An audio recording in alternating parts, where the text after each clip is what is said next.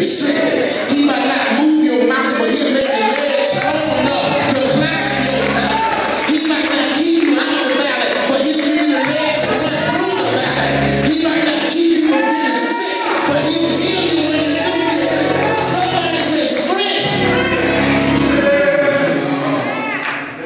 Even though God may say no to our prayer, he does answer our prayer in a strange and unexpected way. Look at your neighbor and say strange and unexpected. God told Paul no, but he gave him an answer. Listen to his answer, Sister Sarah. He says, my grace is sufficient for you. Paul asked, he asked God to remove the thorn. But God says no.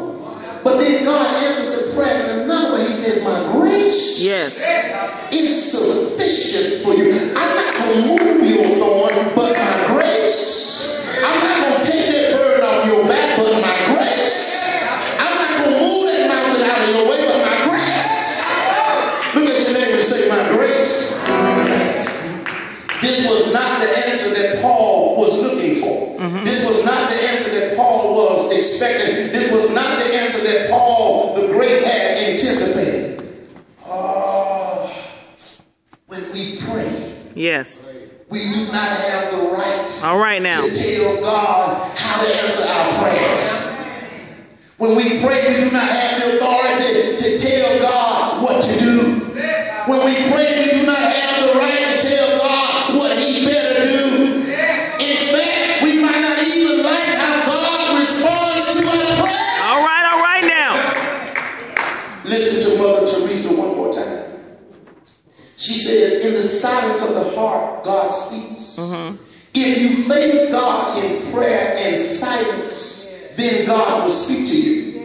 Then you will know that you are nothing. It is only when you realize your nothingness and your emptiness that God can fill you with himself. Souls of prayer are souls of great silence. Oh, look at Mother Teresa speaking from the grave this morning. That we are nothing. And when we realize that we are nothing, and we bring our nothingness before God, then he can fill you up. If you are cocky, God cannot fill you up. All God can do is bring you down. Look at your name and say, fill me up, Jesus. Fill me up, Jesus.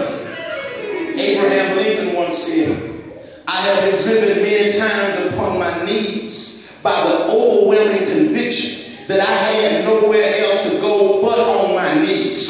All my wisdom and all that about me was insufficient. I came to realize I needed to stay on my knees. When you find yourself in a rough spot and God has not answered your prayer, then you need to get on your knees and say, Father, like Jesus did in the Garden of Gethsemane, nevertheless, not as I will. All right. I will be done.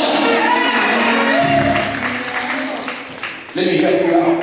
You cannot simultaneously have two wills. All right now. You have your will and God's will at the same time. Either you have God's will or you have your will. I don't know about you, but my will is not smart enough. My will is not strong enough. My will is not deep enough. I want to be in his will. It may be challenging, but live in your will. It may hurt every now and then, but leave me in your will.